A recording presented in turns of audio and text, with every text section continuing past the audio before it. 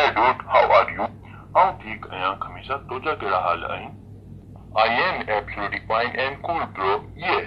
खमीसा अजी तो तू सफा टॉम क्रूज पयो लगी. What is this? खमीसा अक्यू फाड़े this? छा मतलब आहे तुंजो अल्लाह दिना? मुझो मतलब आहे अजी तो तू सफा अंग्रेज पयो लगी छा गाल आहे?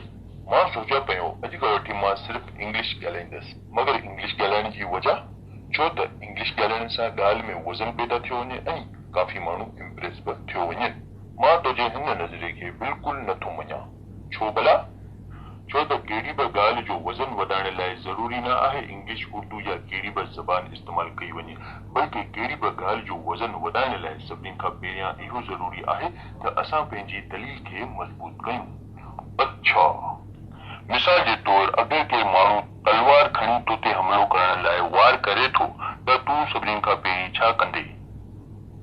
मां सभिनी खां पहिरियां का अहिड़ी लोहे वारी चीज़ हथ करे उन तलवार जे वार खे रोकण जी कोशिश कंदसि बिल्कुलु इन लोहे वारी चीज़ वांगुरु इंग्लिश ऐं ॿियूं ज़बानियूं आहिनि जॾहिं ज़रूरत पए तॾहिं ई इस्तेमालु करणियूं खपनि अच्छा अगर तव्हां उहा लोहे वारी चीज़ पंहिंजे कुलनि ते खणी हलंदा त सभिनी खां पहिरियां त तव्हां माण्हुनि जी नज़रनि में ईंदा उन खां बाद असांजे कल्चर ते बि वॾो बुरो असरु पवंदो ऐं माहौल बि ख़राबु थींदो इहो त सुठो न आहे चवण जो मक़सदु इहो आहे त असां इंग्लिश ऐं ॿियूं ज़बानियूं तॾहिं ॻाल्हायूं जॾहिं उन्हनि जी ज़रूरत पए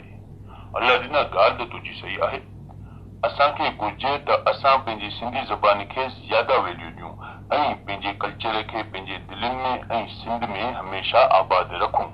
अल्लाह ॾिना यू ओपन माय आइज़ वरी उहो ई ॻाल्हि मुंहिंजो मतिलबु आहे तो मुंहिंजूं अखियूं खुले छॾियूं अल्लाह ॾिना